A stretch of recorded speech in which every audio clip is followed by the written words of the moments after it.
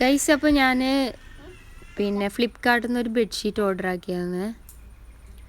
എന്തെന്ന് വെച്ചിട്ടുണ്ടെങ്കിൽ ഞാൻ ഫ്ലിപ്കാർട്ട് അധികം യൂസ് ചെയ്യില്ല, ആമസോൺ മാത്രമേ യൂസ് ആക്കലുള്ളൂ. ഞാൻ ജസ്റ്റ് നിങ്ങൾക്ക് അൺബോക്സ് ചെയ്ത് കാണിച്ചു തരാം. കവറൊക്കെ ഭയങ്കര ക്വാളിറ്റിയിലും കാര്യങ്ങളെല്ലാം ചെയ്ത് വെച്ചിട്ടുണ്ട്. അതിൻ്റെ അവരുടെ പ്രൊഡക്റ്റിൻ്റെ ക്വാളിറ്റി എത്രത്തോളം നമുക്കൊന്ന് ചെക്ക് ചെയ്ത് നോക്കാമല്ലോ. മെറ്റീരിയലും നല്ല മെറ്റീരിയലാണ് കേട്ടോ. കാരണം എന്ന് വെച്ചിട്ടുണ്ടെങ്കിൽ ഇതിന് വെറും ഞാൻ 170 രൂപ മാത്രമേ ഇതിന് ഞാൻ മുടക്കിയിട്ടുള്ളൂ.